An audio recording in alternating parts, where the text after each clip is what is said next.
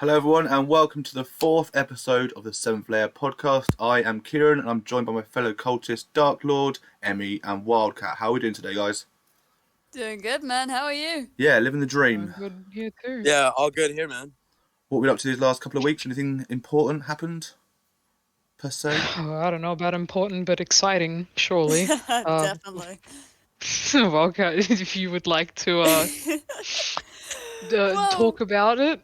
Yeah, because, the last 2 weeks have kind of been, fairly reasonable, pretty chill, just doing some photography work, setting up some events, and just chilling with my family, and then up until yesterday. Because, Iron Maiden happened. Oh, they certainly did. You guys had a chance to listen to Senjutsu yet? I've listened to it once, but I bloody loved it. Yeah? What songs we digging right now? Oh, I mean, at the moment, I think Dark Sour is my favorite from the album. I think if I listen to it again, that might change, but I mean, it was hard to pick a favorite at first, but I mean, as a fellow Maiden fan, I'm just excited to get new content from them in general. So I feel you, man. I feel you. I think it's been a little while since we got like a release from them, so Oh yeah, it's been 6 years almost, I think. A little while.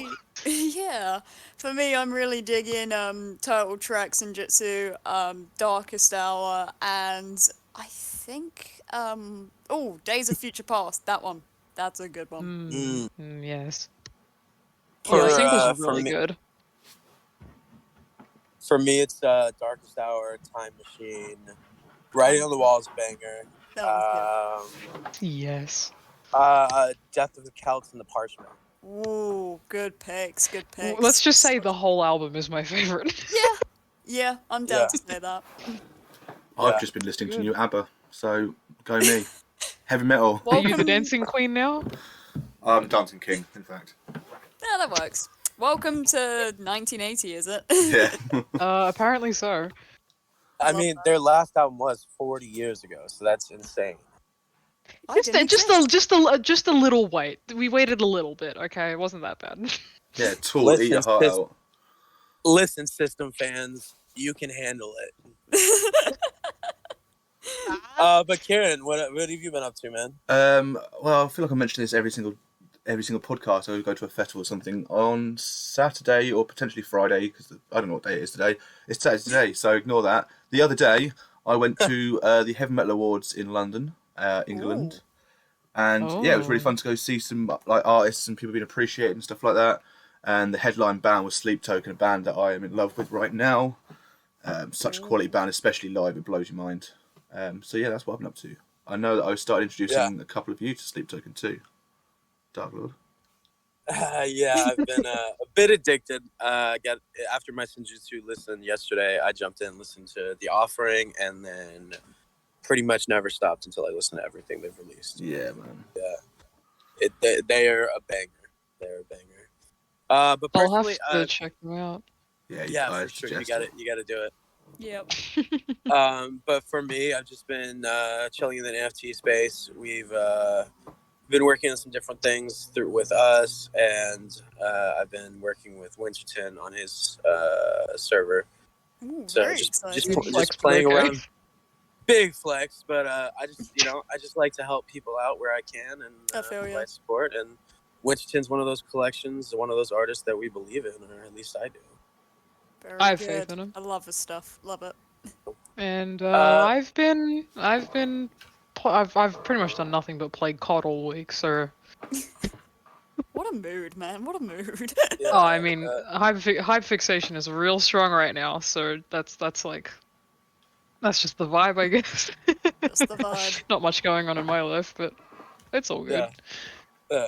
So today, guys, we're going to be bringing you a big security episode brought to you by the Security Bro themselves, looking at VPNs, websites and links, passwords and seed phrases, DMs and scams, which we all love, and of course, how you can keep your things a little bit safer with hardware wallets.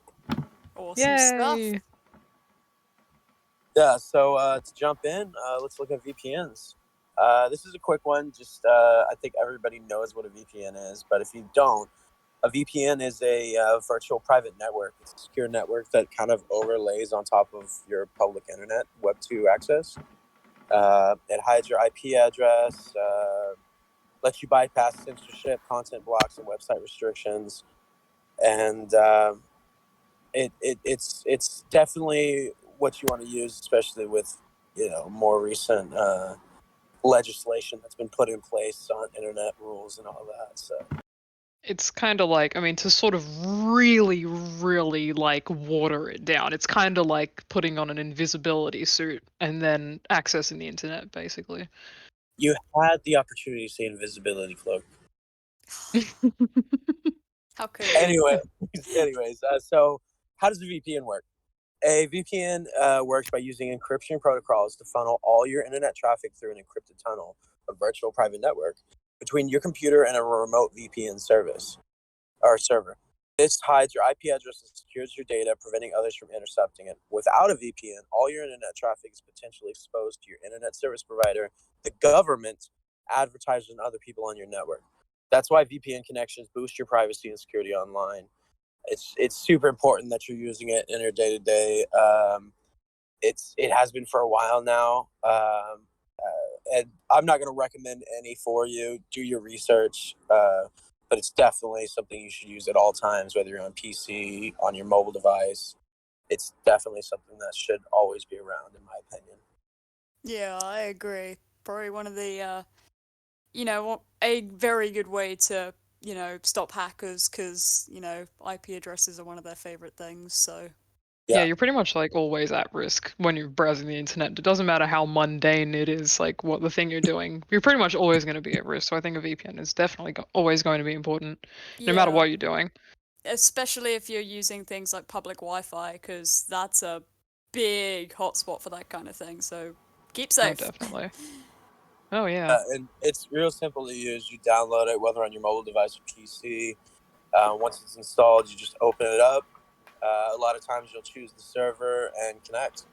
And also, there's also the benefits of you're able to change your location. So let's say, for instance, Netflix has something you want to see, but it's not in America or wherever you're at. It's in another region. You have that ability to change over and use it. One of my favorite things about it. Yeah, For I sure. can make myself live in Japan if I wanted to. Just with the Yep. click of a Yeah. button. It's that simple. I remember a while back the Michael Jordan interview came out. I don't know the name of the film, but it wasn't available in America, so everybody was switching over, and I remember that being a huge thing on the internet. Damn. So what is VPN encryption, since I mentioned that? It's the process of using data encryption or encryption protocols to create a secure tunnel for your data to travel through. If anyone examines your VPN connection, they'll see scrambled data. Only your device and the VPN server you're using can encrypt or decrypt or unscramble your data. While many encryption methods use algorithms exist, most VPNs use the 256-bit advanced encryption standard algorithm. The level of encryption is so secure that it's used by banks and governments worldwide.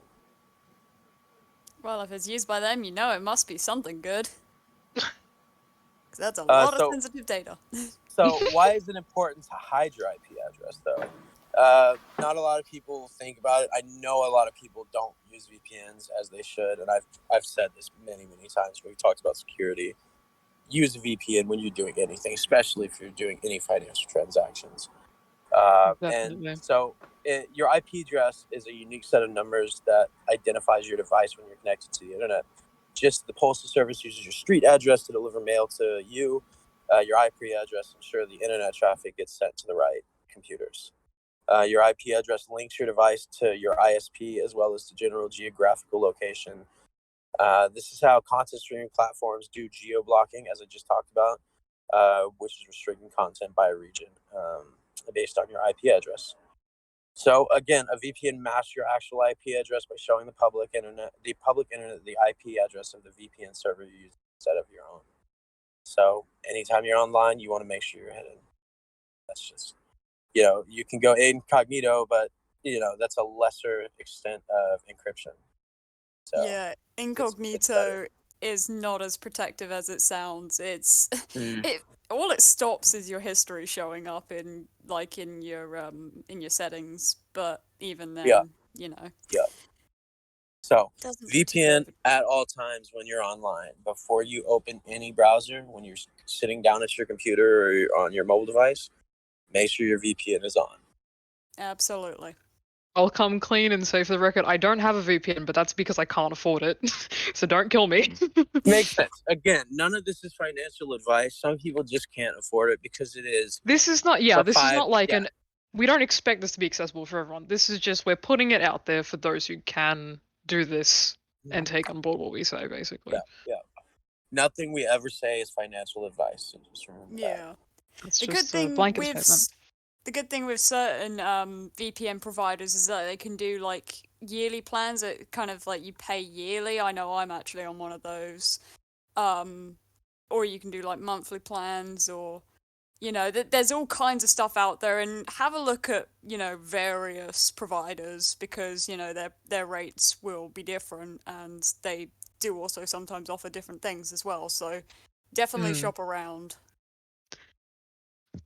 Yeah, I think one place that most people, or that I assume most people would hear about VPNs are like YouTubers. Like they would Yeah. be like sponsored by insert VPN like dealer, like like. Yeah. But I think it's good that they sort of hammer that into people's brains, because I mean some people are like, oh, I don't need this. It's just some YouTuber promoting a thing, but it is actually quite important for browsing. So you Yeah. know. So that leads us to websites and links. Ooh boy, I've got a few things prepared Take it away, security about bro. about this. I'm trying to think of where to start with this. I think, let's see.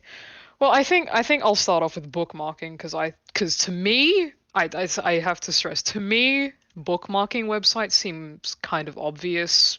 I mean, at the top of my Chrome, there's like it's a super long list of bookmarks. But basically, the only reason why I do that is because you know, I'm going to assume that a lot of people will go onto Google or whatever browser they use and type in the website that they want to visit, whether it be YouTube, whether it be like, like whatever it might be. People will, they'll be like, oh, I'll just look up the site and go from there.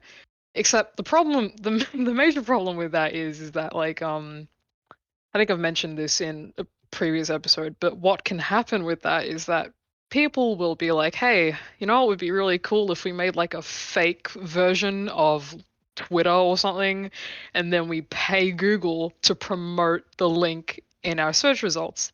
I call that poisoning search results, where an organization will create a scam site. They'll pay Google to promote the link, so then when you search up a keyword, it'll come up with that.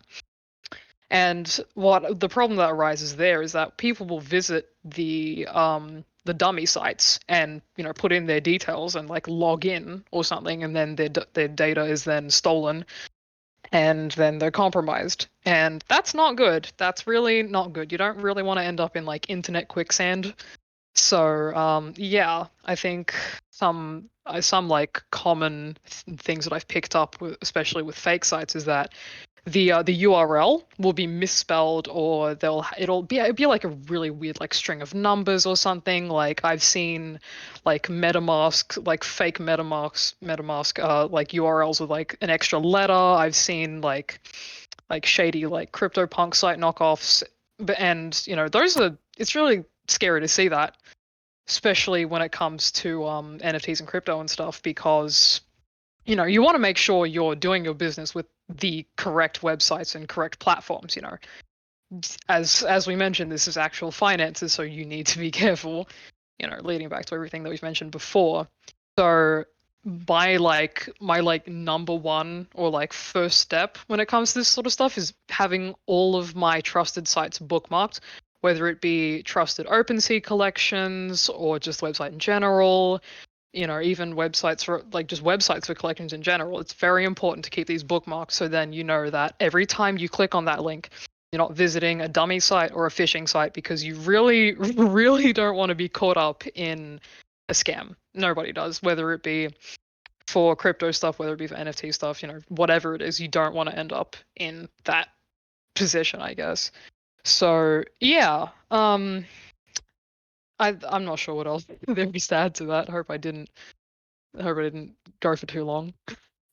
No, you're good, mate. You're good. Oh, I hope so.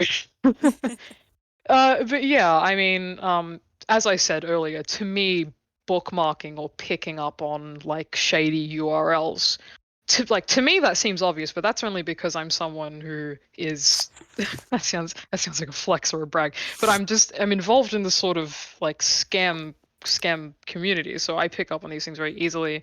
And I've had people send me links being like, "Hey, Emmy, can you check this out? Like, I think this is a scam, lol." And I mean, I've seen things as bad as like a fake CryptoPunks website where when you click on like FAQs and stuff, it leads to the actual website.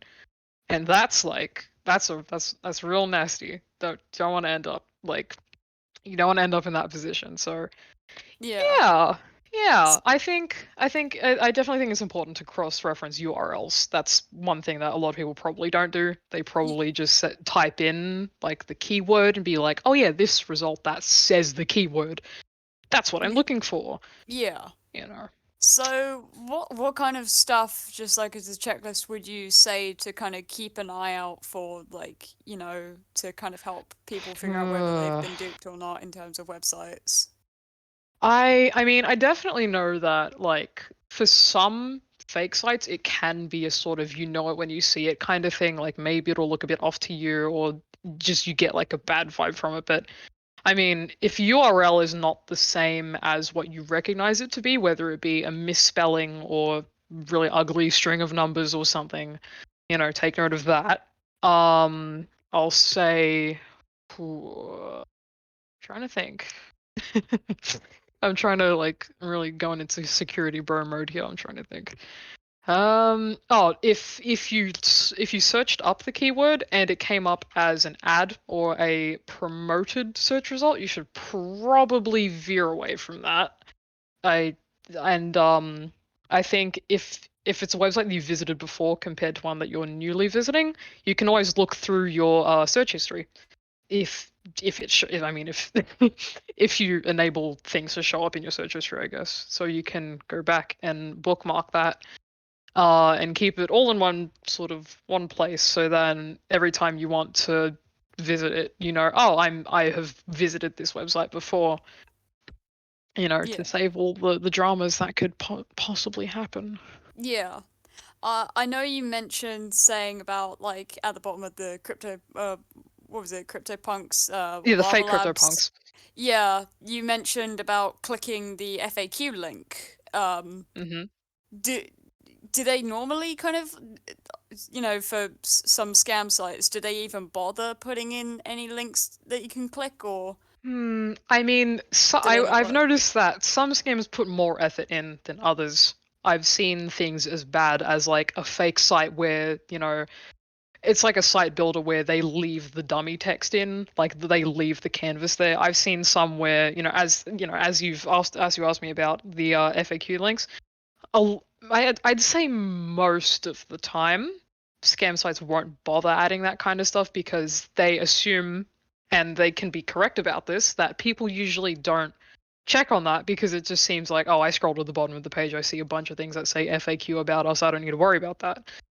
However, like, as I mentioned with the fake CryptoPunks thing, they made the dummy site, and then at the bottom with the FAQs, I'm gonna assume that they were like, what if we like led back to the actual website and made it so like people think they're still on the official website, but the URL changed when you would click on the actual site. So Yeah. yeah, but yeah, because to most people FAQs is like a mundane thing. They sort of know what they're in for. They're just like, oh, I don't need to scroll to the bottom of the page. Yeah. And I mean, there's been a few links that I've been sent where there is like quote unquote FAQs, but they're very vague and they're like, the questions are very obvious questions, the answers are very vague. Yeah. It's just the lack of detail that really rubbed me the wrong way. So, and it's even it's kind of ironic when some random like fake like crypto website is like, oh yeah, many people have asked us, or we have reviews or FAQs, and I'm just like, who's frequently asking these questions? Nobody. These are like made up people that you're like, oh yeah, John Davis from Michigan is asking what an NFT is. Like, what? Like, huh? You serious? Yes. Yeah, I mean, but at the same time, again, I have to say, to me, I will talk like these things are obvious, but that's just because this is my forte. Um, so yeah, I mean, yeah, but definitely, I think like bookmarking is a very important thing, even though it can either seem one obvious or two sort of like, oh, bookmarking, this very obvious feature. I never thought of that. Some people don't even think about that. So, just putting it out there because I think it's important. Yeah, no, absolutely. It really is because, to the untrained eye, two websites could look absolutely identical, but one's going to sell you the product you want, and the other one's just going to take all your money, or all your personal Exactly. info. And I mean, bookmarking, this isn't just for crypto stuff. I mean, I bookmark things as mundane as YouTube because I don't want to have to type it in chat every time, or not in chat, in Google, I should say. I don't want to have to type it in every time. So, I mean, it's more convenient for starters. Yeah. And yeah, I mean, I don't really know what else there is to it. I think I've covered everything. Yeah. Shall we move on to the next topic in this video? Yeah, I think we should, because, I think, once you I've get exhausted onto... myself. when you get onto all these websites and go to set up accounts and things, the one big very important thing you're gonna have to do is make sure you pick some very strong passwords, and that's what I'm here to talk to you about. Yay! So, why are strong passwords important? Well, it sounds obvious, but a lot of people don't really think too much about it. They're just kind of like, oh yeah, no one's ever going to guess this, but surprise, surprise, there are some people that are very good at getting your passwords, and that means they can get all of your information, especially if you use them in more than one place. So here I am going to tell you some very important tips to consider while you make your passwords. Ooh, So, I'm interested. yeah, so what I occasionally like to do is I like to search up what the most common passwords are. Like, there's usually like an annual list. And you look at it and you kind of facepalm a little bit. You're like, okay, who thinks that 12345 is a great password? I think That's that was my at the phone top. password, Wildcat. It's funny because that always ends up like really high on the list, and it's quite baffling. I think, I don't mean to butt in here, but I think No, it's you're because fine. people want something easy to remember. Oh yeah. So, but that's sort of like, That's not just, what we Yeah. just need. keep it noted somewhere. Yeah.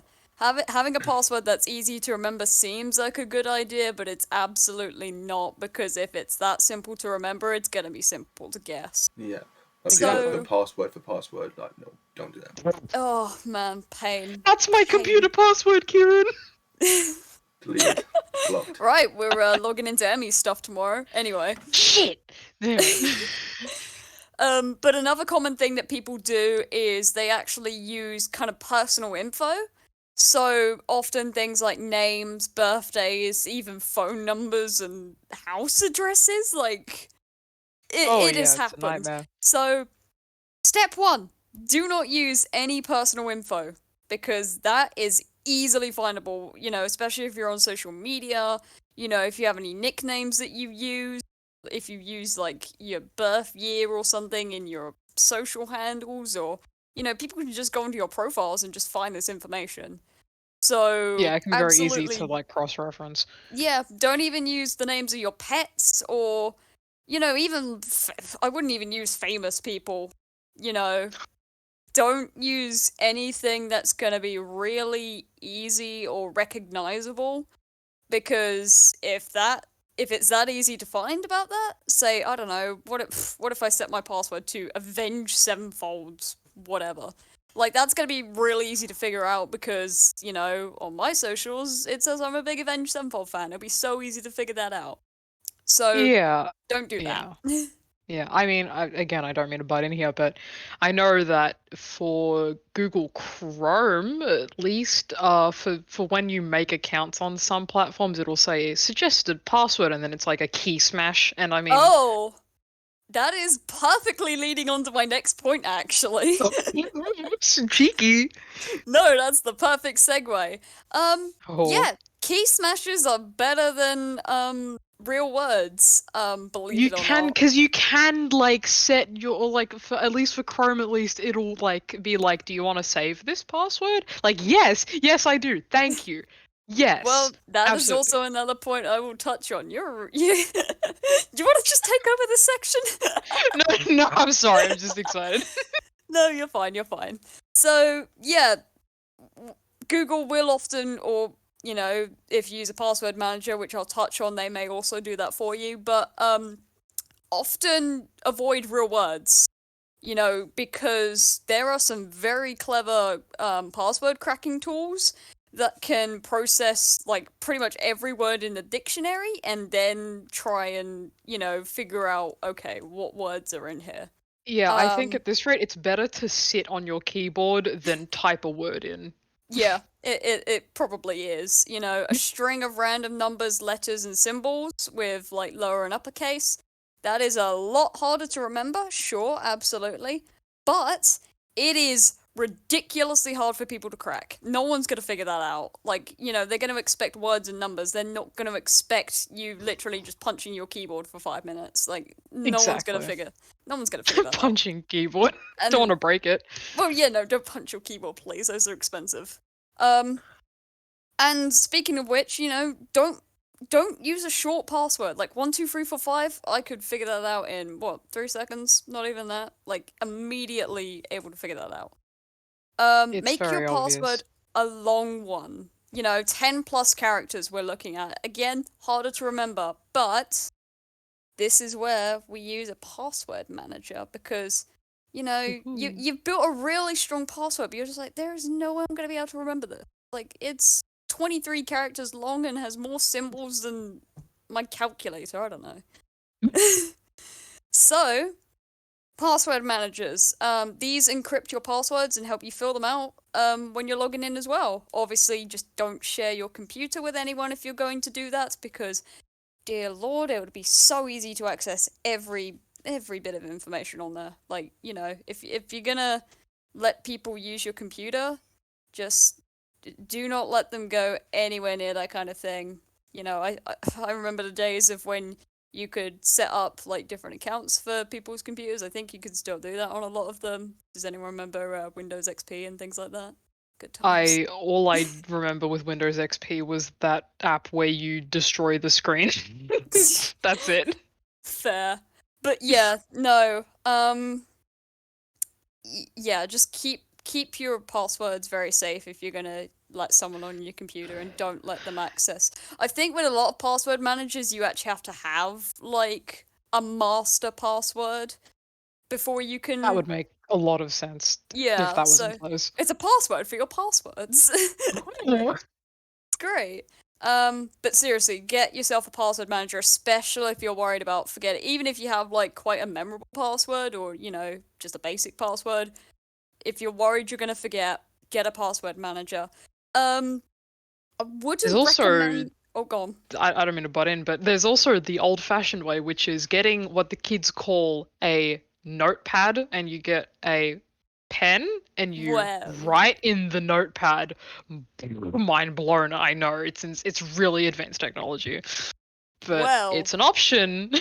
well. I have my thoughts on that because a lot of people tend to write their passwords down and then stick them under their keyboard. I have Ugh, genuinely seen sticky notes on people's monitors with their passwords. I've not a actually fan. seen that. One of Not my a friends fan. did it, and it pained me inside. If you are going to write them down, make sure you keep that away from your computer. Like, put it somewhere entirely different, entirely safe. Lock it in a box if you have to. No, I mean I have like a shelf like a bookshelf that I keep my little notepad thingy on. Thanks for Like, telling me about that, Emmy. I'm gonna break. Oh god, no! No, no, but seriously, don't. If you are gonna do that, like I don't know, say if your favorite thing is hiding your password in a book, don't tell people where you're hiding your passwords, Emmy. Well, I do you, I keep all of my passwords in my vinyls. I can't believe you found me out. Oh, I found No, you I'm out. kidding. But like, no, I mean, it's a very, I don't want. I find it because the more I'm like, I do this good thing that is good for me. Then Wildcat's over here like, oh, thanks for the information, Emmy. No, but in all seriousness though, I mean, I tried to not be as sus.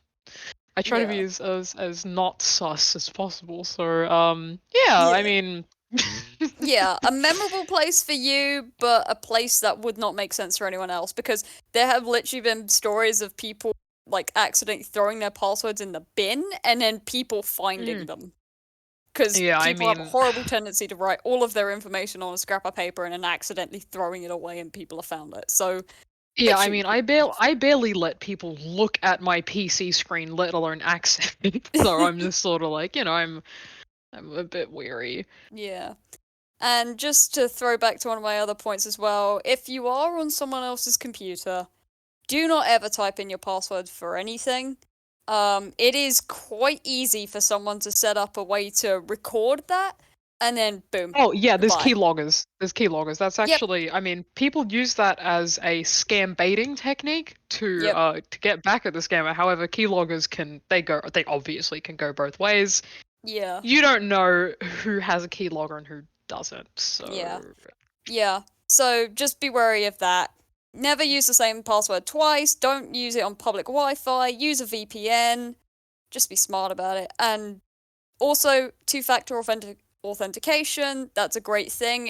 It comes in many forms, whether you have to put in a PIN or you get, whatever you're logging into to send you a text to your phone, or even if you have like a physical object or, biometrics like your fingerprint or your face or your voice. These things will all help to keep you safer. It's not 100%, definitely. but it's a lot stronger and a lot harder to find out and fake and forge and things like that. So keep those Yeah. in mind. Well, Wildcat, my good friend. Hello.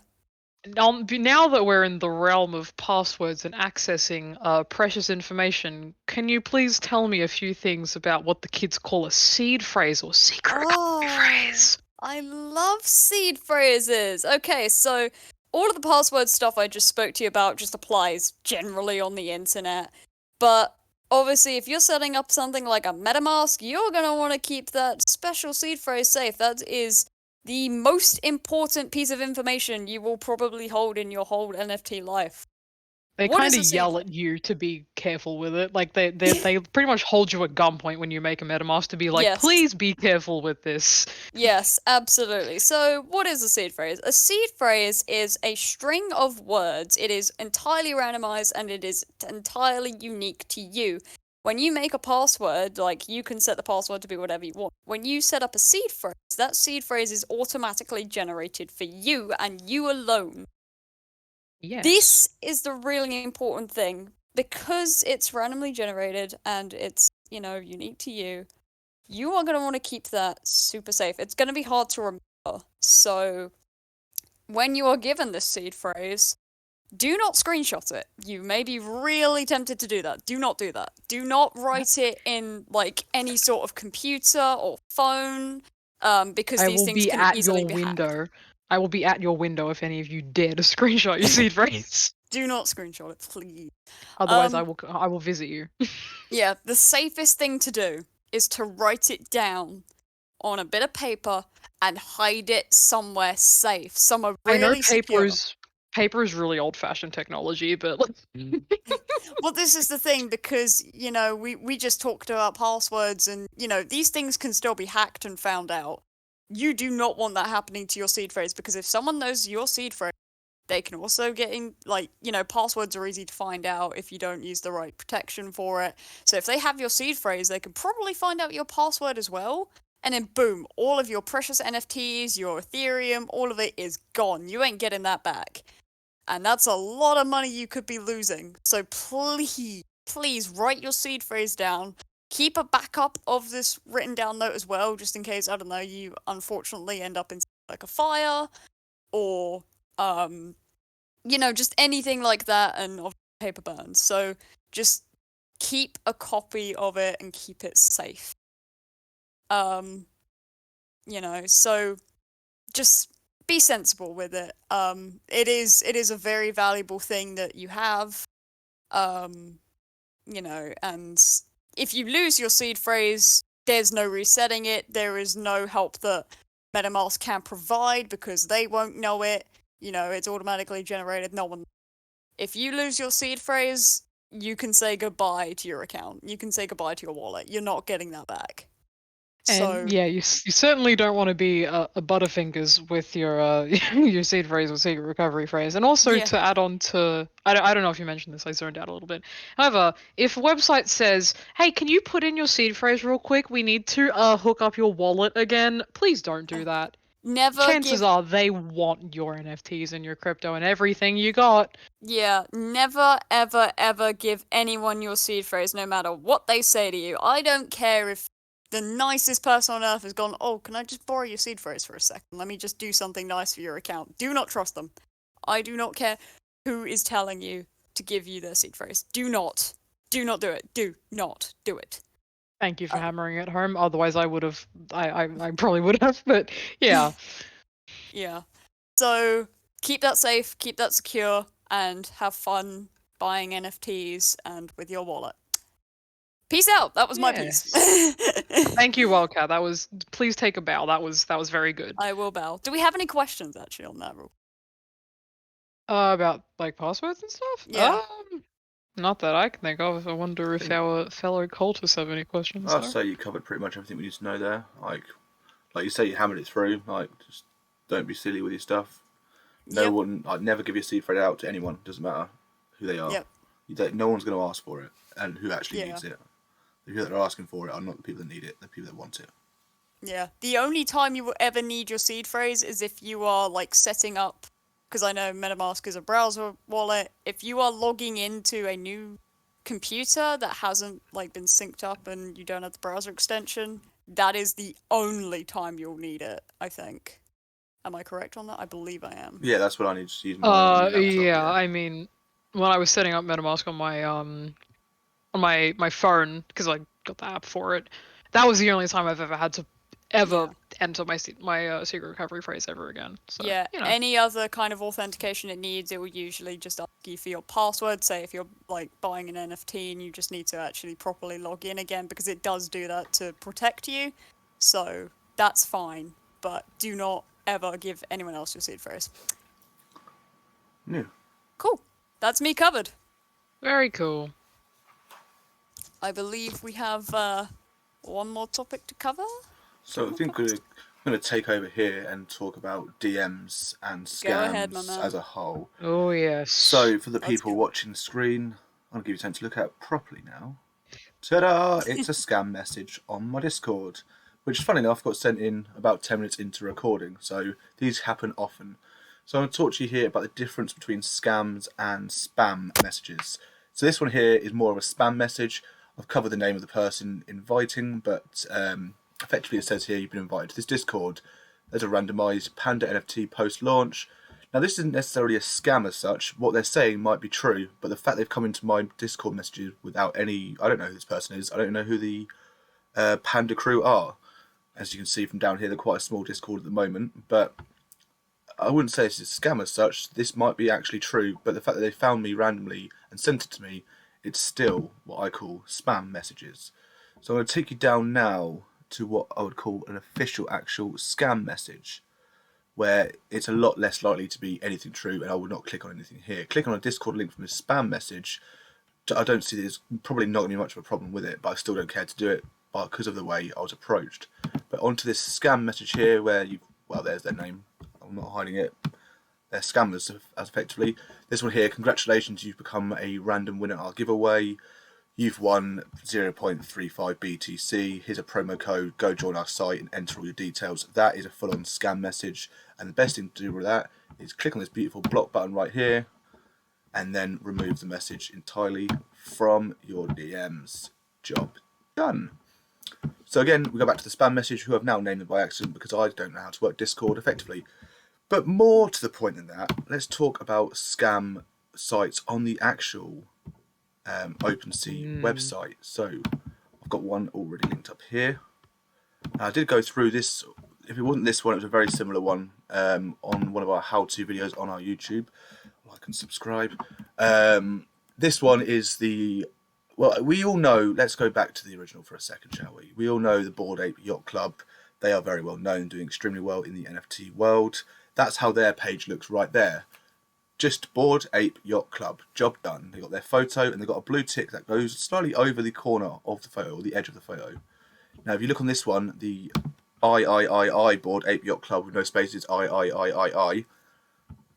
They are a scam because they are using the photographs that the Bored Ape has used. You can see the blue tick here actually rolls into the photo rather than over it, which means it's not officially a blue tick. And their art looks very similar to the Bored Apes, probably stolen from the Bored Apes themselves. But if you buy this, you're not going to be able to sell it for anything, and you're probably paying at least, like, even the cheapest one here. Let's have a look at it. Going for $62.44 before gas, so 0.016 Ethereum. What I'm basically saying is, check those blue ticks. Only trust the blue ticks. If it's a new project, then do your research because it might not have a blue tick yet due to the lack of sales on it. But do not click on this, especially if it's Bored Ape Yacht Club with 4 or 5 eyes before or after. What we're saying here, again, as we've previously mentioned, avoid like the plague. And in the last year, you should know what that feels like to avoid the plague. Cool. Yeah. On to you Kieran, guys. do you mind if I add on to that? Sure thing. Fire away. Alright, well, I mean, on the topic of, like, official, collections being turned into scams, that same thing happened with, Penguin Fight Club. They, what happened was that people were literally just re-uploading, like, the pictures from official listings and putting them onto a fake, Penguin Fight Club account. The people behind Penguin Fight Club, they already know about it, but yeah, that's not great because they're literally just taking the pictures that were listed and then relisting them. And I don't know what the price difference is compared to the official one, to the scam one, but I'm gonna assume that it was pretty hairy. Yeah. So yeah. I mean, that even happened with the Birdhouse too when that launched. People I were didn't even know about really that. quick to set up scams for that one. So yeah, always Damn, it's a double real check. shame. I mean, that happens a lot with, like, just looking up on OpenSea, like, just searching in, like, a collection name. A lot of the time, I've found that just looking them up, or in previous times, I've, like, looked up a name, and the, like, collection name doesn't have a blue tick or anything. It's literally just somebody, like, re-uploading the pictures and slapping a price on it and expecting people to buy them. Just because they think people are, like, stupid enough to not, like, check. And I mean, it's not that people are stupid, it's just sort of like, this quote-unquote CryptoPunk, this quote-unquote Bored Ape Yacht Club, yeah, I'm gonna buy that. You know, it happens. It's a shame. On that, I will say Bones Club for a long time wasn't verified. And also Defend Sevenfold is not as well. Yeah. So it has its own, like, OpenSea have their own verification rules on that, don't they? So it's like you have to hit a certain number of sales or holders or something. So Yeah. Yeah, a small project might be affected by the blue tick rules. That's why I always say if there's no blue tick there and it has to look at the official blue tick that goes over the corner of the picture or the edge of the picture, then do your research further into it because I don't want anyone clicking onto something that looks real and for it not to be real. Yeah. I'm in the Penguin Fight Club server, and there is a like a scam channel in there for when people find out about scams related to that collection. So maybe that's something for other collections to take on board, especially when it comes to Discord servers. yeah. Yeah, cool. So is that everything with passwords and seed phrases? And Cool. I'm done with sites and links too. Yeah, that just leaves us with hardware wallets and how they can help you. So hardware wallets, if y'all don't know, they can be a key component in the blockchain ecosystem. They provide security and utility when interacting with blockchains.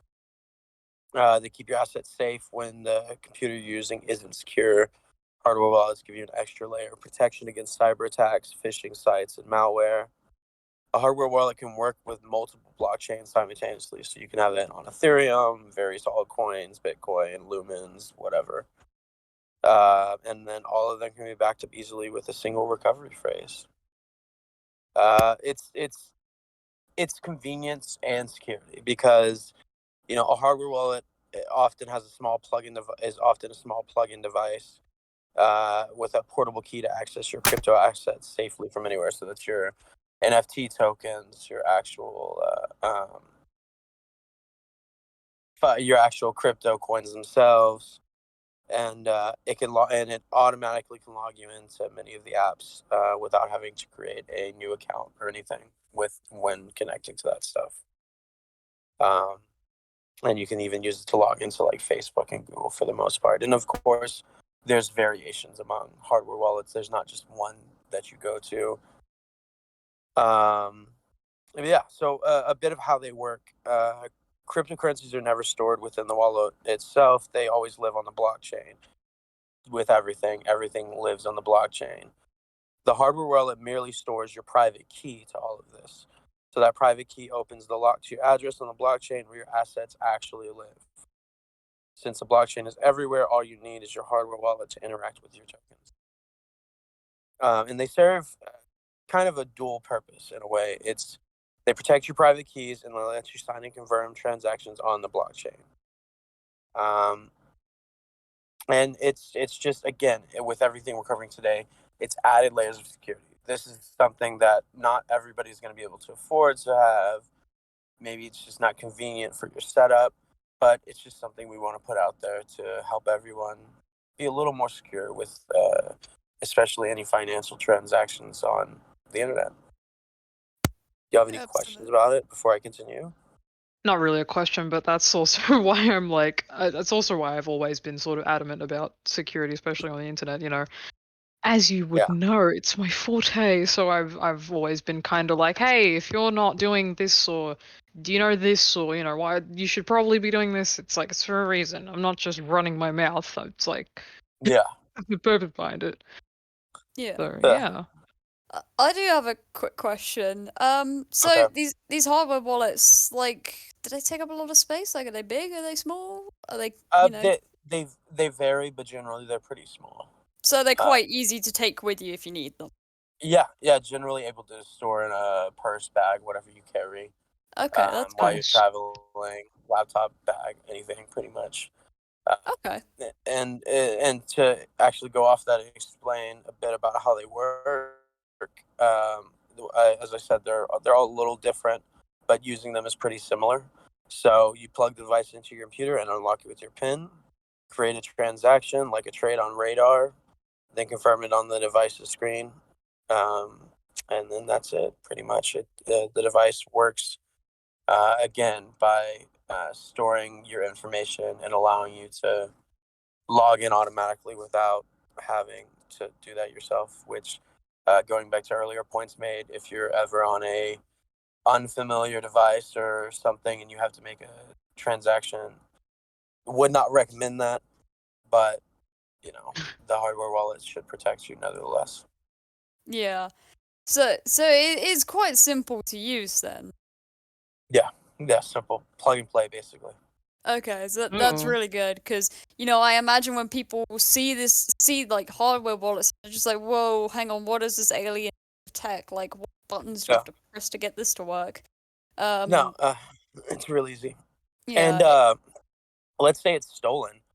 For instance, you're no. out having dinner. Let's say you're over at Olive Garden or something. Free breadsticks, baby.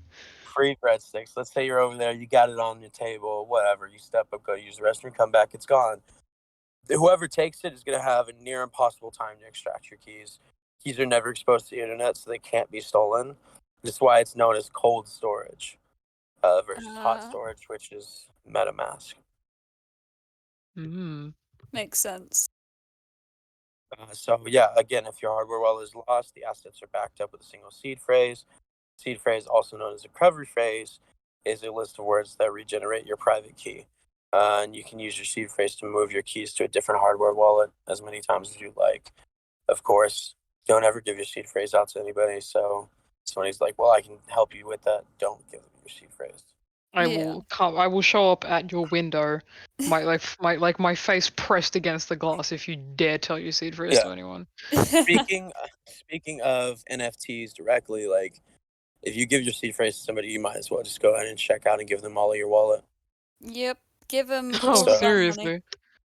So I mean, at that point, like they have access to everything and can move it all around as they see. Yep. Yeah, I mean, you should kind of like treat it like it's like your bank details, like because Yeah. you know how someone with like your like credit card number will be able to access, you know, what's in your account and stuff. So this is just basically like the crypto version of that, essentially. Yeah. You know, Yeah, to sort pretty of much. simplify it. You know, it's literally the same thing, Yeah. except it's words instead of numbers. But yeah. Yeah. I mean, oh, go on. Go ahead. No, you. I was just gonna say, you know, with hardware wallets, you know, I know they can be a little out of people's price range, but I think if you're gonna be in NFTs for the long term, it's probably a really good investment, especially with, you know, portability, security. It sounds like it's really worth it. Yeah, I think once I start properly investing, I'm probably gonna look for hardware wallets. Yeah, I believe for the most part they're about the size of a SSD or something around those sizes. Oh, that's I'm sure you very can small. find smaller, larger. Yeah, not too big at all. I again, it's not for everybody. Not financial advice, but just things that can help you stay safe, especially if you're getting into trading and wanting to sell and keep flipping till you get higher and higher. You don't want your crypto punks just sitting out there. You want to protect them as much as you can because those things are retirement. Yeah, very valuable. So, any final thoughts on hardware wallets, cold wallets, that whole thing? I mean, I definitely think it's something that should have been brought up. So thumbs up. Yeah, Absolutely. yeah, no, for sure. So we generally go over the floors. And Yes. Today we're gonna All's have time, baby. Mr. Wildcat go over that. Hello. I know you mentioned punks are retirement, and that was a perfect segue. Let's go. So, on our list of floors today, we have Wicked Craniums at 0.4, Wicked Stallions at 0.05, Bored Ape Ooh, Yacht Club at 38.99, Whoop, whoop. Mutant Very Ape Yacht affordable. Club, new guys on the block. They are kind of, you know, the new Bored Apes continuing on by the same company. Lovely guys. Those are at 4.63. Bored Ape Kennel Club. Let's try that again. Bored Ape Kennel Club, also companions. They are at 3.2. CryptoPunks 97.18 retirement. Ooh. Birdhouse 0.03. Bones Club at 0.17. Divine Zodiac at 0.01. Fame Lady Squad at 0.1. Killers, new guys on the block as well, at 0.14. Koala Intelligence Agency, guys, 0.5. Lazy Lions at 0.63. Royal Society of Players at 0.27. The Winterton Collection at 1.11. And World of Women at 2.6. There you go. Just a Those quick are shout the out So for that. yeah, if Cough sorry, during you the go. KIA there. That cough intentionally didn't be myself because I have such a big investment in KIA right now. Please start raising. Thanks. Love you lots. And I just Please. I will say if any of you are thinking about getting a CryptoPunk right now, you might want to mortgage the house. Yeah, something like that. Just a minor investment, yeah. Just cheap, just cheap change. You know, that's like it's pocket change. Exactly. You get Also- me. Actually, two things on the floor, if I will. First, Go on. for anyone who doesn't know Mutant Ape Yacht Club, they take your existing apes, they airdrop you serum, mutant Yep. serum, and there was 3 variations of that depending on I believe it's how many apes you had. And then you used that serum, you burned that serum and created the mutant apes, which are your own apes messed up with mutant serum, and they're Yeah. disgustingly beautiful. They are seriously cool art. I've been eyeing a bunch of Yeah. them, but there's no way I can afford that. And on CryptoPunks, you know, everybody knows that's the OG, that's the big boys. Big boys. But it should be stated that the big boys just made an incredible trade. I They don't know if did everybody's indeed. kind of made aware of this. They absolutely did. Anybody who knows the Avin Sevenfold, XCAM, Rackham, ITs, or Into the Ethers, there's always been an elusive one, the one-of-one Purple Eyes, which no one really knew what was going to happen with. But Nope. a certain gentleman, a certain punk owner, decided, why not? So, CryptoPunk trade for a one-of-one Purple Eyes IT, receiving that along with the utility of tickets for life and meet and greet for access for life. Amazing, amazing trade. Huge for their Avenge and their NFT spot, as well as huge for the marketplace in general. It's mind-blowing. It's absolutely Yeah, mind-blowing. Like, what a way to do it. What a way to do it. Yeah. It's like, sure, honestly, for sure. I'm gonna be honest, it's like one of the last things I expected to hear about, but knowing a certain someone who loves his CryptoPunks, I was like, you know, I don't think I'm surprised. It makes sense. It makes sense. No one turns down a CryptoPunk like that. Come on. No, exactly. And I Exactly. mean, Historic. it was a pretty, yes, historic, and it was a pretty ballsy move to then change the social media profile PFPs to said Really punk. rubbing it That in. is my favorite thing. It's my favorite thing that's ever happened. Love it. It's like, hey, Avenged Sevenfold is here to stay in the NFT space, so get used to it. That's what we 100%. like to hear. And we want to copy and paste this, but definitely join Discord if you want to find out more information. The NFT chat is very helpful in the Untitled Discord, and we'll be happy to help you. We're in there. Come Yeah. talk to That was us. a pretty good ad, actually. Thank you Damn. very much. I got a face for radio. 100%. Cool. There was on top Oh. of the Event Sevenfold's beautiful historic trade with this CryptoPunk via blah blah. There was one more you wanted to talk about, which we weren't going to talk about recently, but Dark Lord, take it away. Yeah. So, as everyone may know, the Cunning Foxes have been a bit of a thorn in the side of many collectors for a bit now, from their disillusionment that their community is just there to support them, and their mockery of said community. And we did announce in the last episode that we would no longer be talking their floor, talking them up in the podcast. But in between, some things have changed. They have indeed. The Ooh. individual running the Cunning Foxes Discord, and also the social media, I believe, has been moved to the back end of things. And so far, it seems like things are taking a more solid approach, a more professional approach to everything, treating their Yeah. community more like humans than just wallets to pay them. Yeah. And because of that, we're going to mention their floor this time. So currently, the Cunning Foxes are sitting at 0.09. They were at 0.1, so a little bit of a drop, but that is still a huge increase from, I believe, their last floor update was 0.15 or 0.015. Yeah. And I just want to say, because, you know, I have a couple of foxes. I'm in the Discord. I kind of peek in there every now and then. I don't check in too often, but I've noticed a remarkable difference, you know, with the new guys running the team.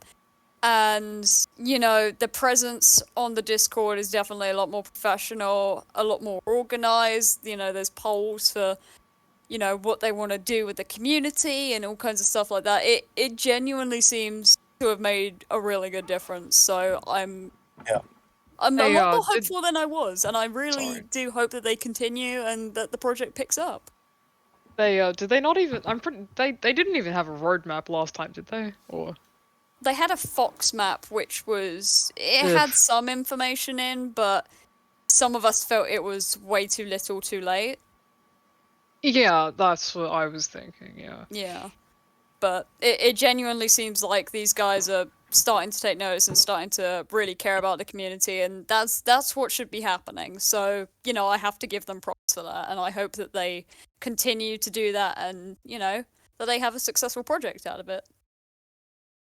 Yeah, definitely. Because I mean, even if the people behind Foxes, even if things were a little bit hairy at one point, I mean, I still like the style. You know, Yeah. I still enjoyed looking at the collection. I mean, to me, the only downside was the people behind it being a little bit, you know, Yeah. just not treating their following like they should have. So I'm very very glad to hear that they're making that change for the better. Yeah. 100%. In any community, in any collection, you want to put your best foot forward, and you want to treat your community like they are what's important, because at the end of the day, they're the reason why your collection is going to grow, why your liquidity pool is going to grow.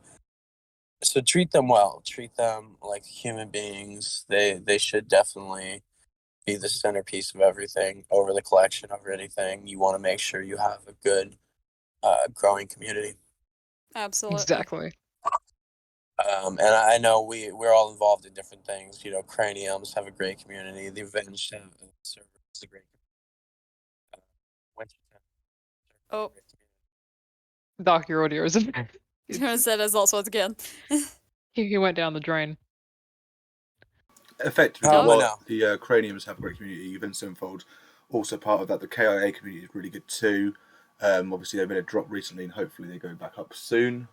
But obviously, a lot of things affect prices differently.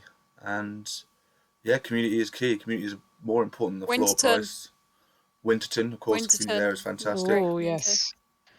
I'm currently, I mean, while I'm not investing, I'm currently having a cheeky look at Penguin Fight Club. As you know, I've mentioned them a couple times.